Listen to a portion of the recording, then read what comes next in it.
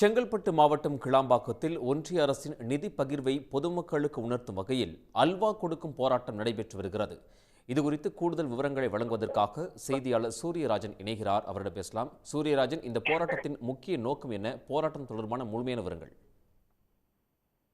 கண்டிப்பாக தமிழகத்தை பொறுத்தவரை கடந்த 2 மாதங்களுக்கு முன்பாக சென்னை, செங்கல்பட்டு, காஞ்சிபுரம், திருவள்ளூர் போன்ற மாவட்டங்களை பொறுத்தவரை மழை பாதிப்பு என்பது அதிகமாக காணப்பட்டது.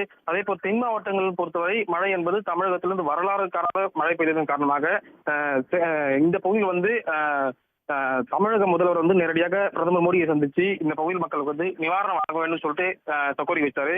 இதன் தொடர்ச்சியாக தமிழகத்தை பொறுத்தவரை ஒன்றிய அரசு மிக குறைவான நிதி வழங்கிய ஒரு எதிரொலியால் தற்போது செங்கல்பட்டு மாவட்டம் கிளாம்பாக்கம் பேருந்துகள் தற்போது திமுகவினர் நூதன முறையில் அல்வா கொடுக்கும் போராட்டத்தில் ஈடுபட்டிருக்காங்க. காட்டாங்குளத்துடைய வடக்கு ஒன்றிய செயலாளர் ஆரம்பம் அவருடைய தலைமையில் கிட்டத்தட்ட ஒரு 50க்கும் மேற்பட்ட திமுகவினர் கிட்டத்தட்ட 2000 பாக்கெட் 100 கிராம் எடை கொண்ட அல்வா பாக்கெட் 2000 பாக்கெட் இந்த கிளாம்பாக்கம் பேருந்துக்கு வரக்கூடிய பேருந்து பயணிகள் தொடர்ச்சியா வழங்கக்கூடிய காட்சிகள் நம்ம பார்க்க முடியுது.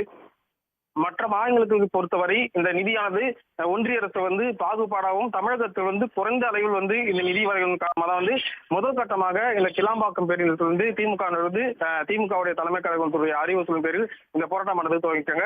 அடுத்த கட்ட போராட்டம் என்பது திமுகவுடைய தலைமை கழகத்துக்கு ஏற்ப இந்த போராட்டம் நடைபெறும் சொல்லிட்டு திமுக தெரிவிச்சிருக்காங்க.